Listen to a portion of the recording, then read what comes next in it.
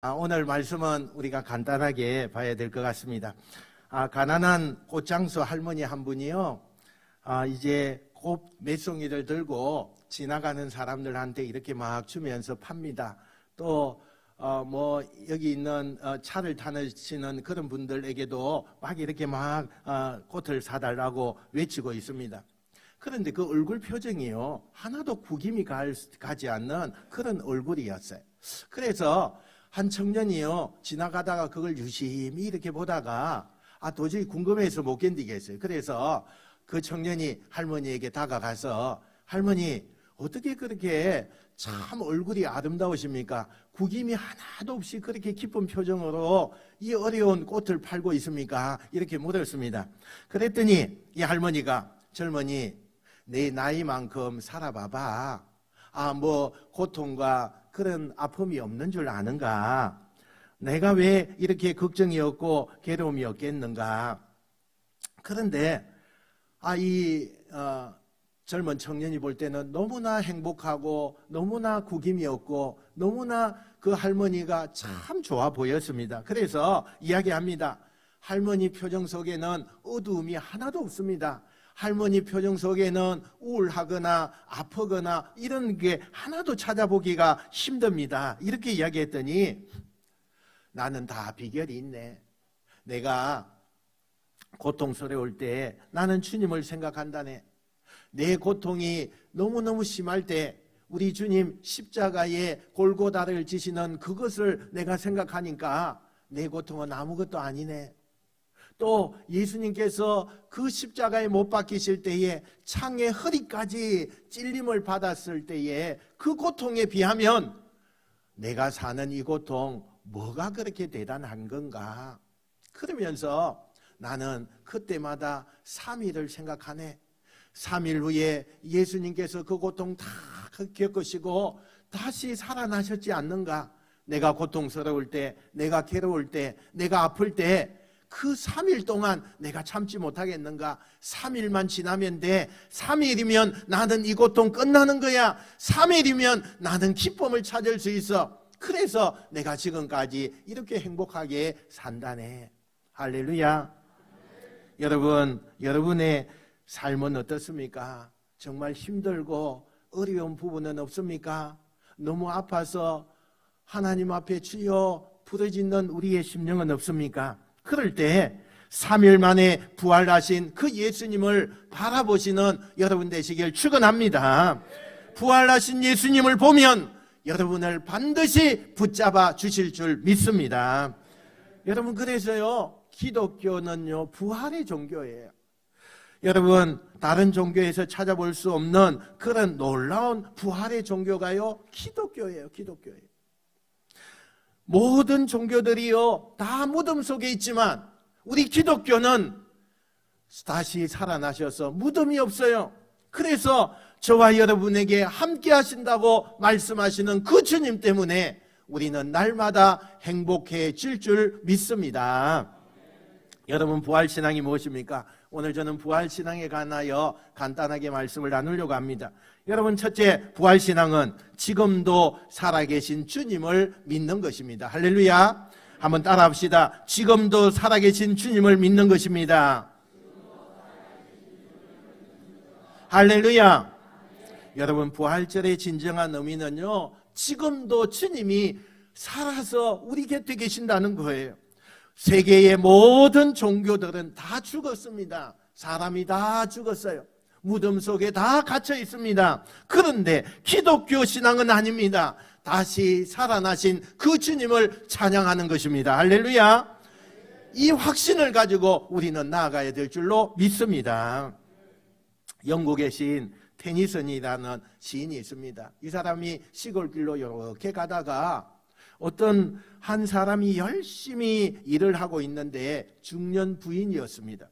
그런데 정말 얼굴이 행복한 그런 얼굴로 일을 하는 거예요. 아침부터 일을 하는데 인상 찌푸리지 않고 너무너무 행복해서 옆에 지나가는 사람도 그 행복 바이러스에 같이 전염되듯이 그렇게 행복한 표정을 짓고 일을 하더랍니다. 그래서 이 시인이 가다가 그 중년 부인에게 물었습니다. 선생님, 저는 한 가지 정말 좋은 걸 한번 물어보고 싶습니다. 오늘 어떤 좋은 일이 있었습니까? 아침부터 너무 행복해 보입니다. 이렇게 물었습니다.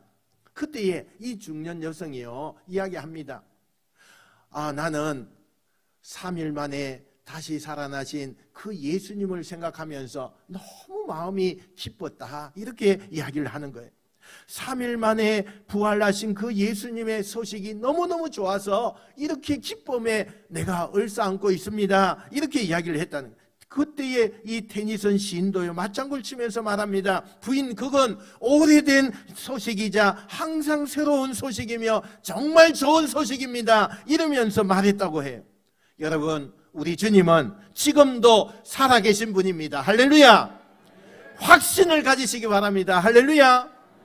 두 번째요, 부활신앙이 무엇입니까? 지금 우리와 함께 계신 주님을 믿고 받아들이는 것이 부활신앙이에요. 부활하신 주님은요, 우리를 고아와 같이 내버려 두지 않습니다. 항상 우리와 함께 계신다는 거예요. 임마누엘의 주님이시라는 거예요. 내 곁에 항상 계셔서 내가 외로울 때에, 내가 어떤 슬픔 속에 있을 때에, 내가 병중에 있을 때에, 내가 아픔 가운데서 허덕이고 있을 때에 내 혼자가 아니라 항상 내 주님께서 함께 하신다는 것을 믿으시길 축원합니다. 엠마오로 향하던 이 제자들이 부활하신 예수님과 함께 걷게 되었어요. 그때에 이 제자들의 마음에 근심이 막 일어났습니다. 예수님이 죽으셨대요. 예수님이 죽으셨대요. 입에서 나오는 말들이 이것밖에 없어요. 예수님이 죽으셨대요. 예수님 지금 함께 걷고 있는데 죽으셨대요. 그들이 깨닫지 못했어요. 그러나 나중에 부활신앙이 생긴 이후에 주님이 그들과 함께 있었다는 그것을 생각하면서 그들의 마음이 뭉클해졌습니다. 어디에서든지 이제는 예수님이 사셨습니다. 예수님이 부활하셨습니다. 그렇게 확신 있는 신앙을 가졌다고 했어요. 여러분, 간념적으로 하나님을 믿으면 안 돼요. 우리가 믿는 우리 주님은 지금도 우리와 함께 계심을 믿으시길 바랍니다. 할렐루야. 오늘 본문에 주님이 처음 부르실 때에 똑같은 일이 베드로에게 일어났어요. 오늘 본문 1절부터 사실 14절 말씀인데요. 여러분, 이 말씀에 보면은 베드로가 처음에는 빈 그물을 놓고 그렇게 씻고 있는데 예수님께서 깊은 데로 가서 그물을 던지래요. 여러분, 베드로는요, 어부 생활이 엄청나게 오래된 경험을 가지고 있어요. 깊은 데로 가서 이 아침에 그물 던지면 물고기 아무것도 없습니다. 그럼에도 불구하고 그 베드로는 예수님의 말씀에 순종했어요. 그 깊은 데로 가서 그물을 던졌어요. 놀라운 일이 일어났죠. 그런데 오늘 역시 빈 그물을 베드로가 이번에도 그렇게 가지고 있는데 예수님께서 오셔서 무슨 말씀을 하시느냐? 오른편에 그물을 던져라, 이렇게 말씀하셨어요. 같은 일을 행하심으로써 베드로의 마음에 있던 본래적인 그 신앙을 다시 깨우쳐주고 있는 것입니다. 오늘 우리 주님이 우리에게 하시는 말씀이 무엇입니까? 그것은 내가 너희와 항상 함께 있다라는 말씀이에요. 할렐루야. 내가 어디에 있든지, 내가 무엇을 하든지, 내가 어떤 사람과 함께 있든지 주님은 나와 함께 있습니다. 할렐루야. 여러분, 이게 부활신앙이에요. 주님이 나와 함께 있는 것이, 그게 성령 충만한 삶입니다. 주님이 함께 계심을 믿지 못하면 그 어떤 일이 있든지 간에 쓸모없는 일이 되어지고 맙니다. 지칠 대로 지쳐있는 인생이지만 주님이 나와 함께 계십니다. 힘을 얻습니다. 잃어버린 그러한 모든 기쁨, 신앙, 열정, 그것을 반드시 다시 찾게 해주신다는 것을 믿으시길 축원합니다. 여러분, 베드로는 어떻게 했습니까? 예수님을 만났어요. 주님이시다, 이렇게 막 외쳤어요. 그때 물 위를 뛰어서 들어갑니다. 주님께로 향합니다. 오직 주님, 다시 주님만을 붙잡는 순간에 베드로는 그 열정과 신앙이 다시 회복되기 시작합니다. 주님이 안 계신다고 생각할 때는 물고기가 문제였어요. 왜 물고기가 없느냐? 문제였어요. 그러나 주님이 함께 계심을 발견한 후에는 그 많은 53마리의 물고기가 잡혔지만 그 물고기가 문제가 아닙니다. 물고기보다 주님이 더 크게 보이는 거예요. 아니, 주님 한 분 외에는 아무것도 보이지 않습니다. 세상과 나는 강고도 없고 구속한 주만 보이는 것입니다. 할렐루야. 여러분, 다른 것은 중요하지 않아요. 우리 주님이 함께 계시면 그 어떤 것도 중요하지 않습니다. 세상 끝날까지 내가 너희와 항상 함께 있으리라 하신 이 주님이기에 지금도 나와 함께 계신다는 것을 믿으시길 축원합니다. 축원합니다. 왜 이리 아멘이 적습니까? 축원합니다. 아멘. 마지막 부활신앙은요, 세 번째, 지금도 우리의 승리를 보장해 주시는 주님을 믿는 삶입니다. 지금도요. 어제, 그제, 옛날 아니에요. 지금도 승리를 보장해 주시는 주님을 믿고 사는 거예요. 승리를 보장하신 주님을 의지함으로써 나는 어떤 불의를 만납니다. 어려움을 만납니다. 죄악 가운데 있습니다. 그러나 싸워 승리한다는 사실을 기억하시길 축원합니다. 인도의 캘커타에요, 리 기념병원이라는 곳이 있대요. 이 리 씨의 가족 중에서 인도의 그 자녀들이 6명이 있었대요. 자기의 그 자녀 6명이 그렇게 학교를 다니고 있는데 어느 날 밤에 억수 같은 비가 막 쏟아져 내린 거예요. 너무너무 비가 많이 내렸습니다. 그런데 그 비가요, 너무 많이 내려서 산사태가 난 거예요. 산사태가 났는데 이 6명의 아이들이 자고 있는 이 집을 덮친 거예요. 완전히 매몰되었어요. 아무도 산 사람이 없어요. 6명 자녀 모두가 다 죽었어요. 이때 이 부모들이요, 너무너무 가슴이 아픈 거예요. 이 자녀 6명을 저 학교 보낸다고 보내놨는데 그들이 있는 그 집이 다 산사태에서 다 덮어버린 거예요. 그래서 나온 것은 시체 6명의 시체밖에 나오지 않았어요. 너무너무 가슴이 아프죠. 이 부모들이 예수님을 믿는데 하나님 앞에 그냥 하루아침에 앉아서 땅을 치면서 통곡했겠습니까? 하나님, 어떻게 하나님을 믿는 이 백성인데 이렇게 불행한 일을 당할 수 있습니까? 이렇게 했겠습니까? 한마디도 불평불만하지 않았어요. 대신에 집을 크게 더 지었습니다. 그리고 이 캘커타의 거리에서 방황하는 불쌍한 아들들, 이런 아이들을 다 모아서 거두었어요. 그리고는 그들을 양육하고 교육하고 그런 일을 했습니다. 장장 여러분 70년 이상 살면서 그 일을 행하게 된 거예요. 해마다요 500명이 넘는 불황 아이들이요 이 집에 와서 교육을 받고 새로운 사람이 되어서 나가고 또 들어오고 이렇게 했다는 거예요. 6사람의 가족이 이제는 수천 명의 가족이 되었습니다.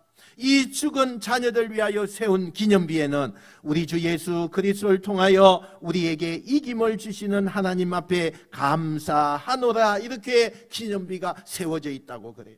그들은 재앙이 겨우겨우 비껴간 것이 아니라 재난을 승리로 이끌어낸 훌륭한 부모였다는 사실이에요. 리 부인은 말합니다. 나는 그리스도를 위하여 아무 고난도 당하지 않았습니다. 모든 것이 다 기쁩니다. 이렇게 말했다는 거예요. 만일 이들의 마음속에 죽음이 끝이고 부활하신 신앙이 없었다면 그들은 남은 인생 종일 슬픔 속에 살았을 것입니다. 괴로움으로 정말 너무너무 힘들어했을 것입니다. 그러나 그들이 6명의 자녀를 잃었을지라도 주님의 나라에 그 자녀들이 있다고 생각하고 우리의 자녀들을 더 많이 늘려서 하나님 나라의 복음 사역을 해야 되겠다, 정인의 삶을 살아야 되겠다, 그래서 새로운 삶의 터전을 만들고 많은 이들을 구원했다는 사실입니다. 여러분, 우리가 예수 믿기 전에는 열심히 사는 길밖에 없어요. 열심히 돈 모으는 거, 그게 행복이에요. 그러나 주님이 부활하신 후에 새로운 삶이 있습니다. 그것은 성령 충만한 삶인 것입니다. 내 마음에 예수님의 마음과 사랑으로 가득 찰 때 성령 충만하다고 하는 것입니다. 주님의 마음으로 일할 때 비로소 우리는 이 세상에서 승리하며 살아갈 수 있다는 것을 믿으시길 축원합니다. 부활주일입니다. 부활 그 주일에 우리의 신앙은 지금도 살아계신 주님을 믿는 거예요. 지금도 우리 곁에 항상 함께 계시고 있는 그 주님을 믿는 거예요. 우리가 살아계신 주님으로 인하여 날마다 승리한다는 이 사실을 선언하고 선포하고 하나님 앞에 나아가서 승리하는 삶이 되시기를 주님의 이름으로 축원드립니다. 축원드립니다. 기도하겠습니다.